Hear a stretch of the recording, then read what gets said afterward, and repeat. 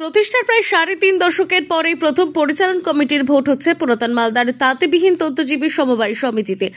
বর্তমানে এই সমবায় সমিতির অধীনে দুটি বিশাল তাঁতঘর থাকলেও কোনো কাজ হয় না। তবে প্রতি বছর নিয়ম মাফিক সভা হলেও কোনো নির্বাচিত পরিচালন কমিটি ছিল না। এবারে প্রথম ভোটের মাধ্যমে পরিচালন কমিটির সদস্যদের নির্বাচন করা হচ্ছে। মোট ৯টি আসনের জন্য ১৯ জন প্রার্থী লড়াই করছেন। সমিতির ২২৫ জন সদস্য তাদের ভোটাধিকার প্রয়োগের মাধ্যমে ৯ জনকে বাছাই করে নেবেন। শুক্রবার এদিন আনুমানিক 10:30 নাগাদ পুরাতন মালদার কোর্ট স্টেশন এলাকায় অবস্থিত সমিতিতে ভোটদান শুরু হয়।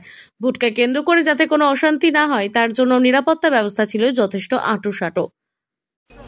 আজকে এখানে মালদা তাঁতবিহীন তন্তুবায় সমবায় সমিতির বোর্ড অফ ডিরেক্টরস নির্বাচন করার জন্য ভোট হচ্ছে। এটা cooperative election commission of West বেঙ্গলের মাধ্যমে হচ্ছে। আমি হচ্ছি হ্যান্ডলুম ডেভেলপমেন্ট অফিসার এবং এই ভোটের আরও রিটার্নিং অফিসার। এখানে টোটাল ভোটার আছে 225 জন, মানে যারা মেম্বার মালদা তাঁতবিহীন তন্তুবায় সমবায় সমিতির ওনারা মেম্বার। আর টোটাল ক্যান্ডিডেট আছে 19 জন। আর বোর্ড অফ ডিরেক্টরসে 9 জন বোর্ড অফ ডিরেক্টরস নির্বাচিত হবেন। কি হবে এটা জাস্ট ইলেকশনটা মানে ভোটিংটা কমপ্লিট হওয়ার পরেই রেজাল্ট ডিক্লেয়ার করা হবে। ব্যবস্থা গ্রহণ করা হবে। প্রশাসনিক দিক থেকে সব রকমই সহযোগিতা আমরা পেয়েছি।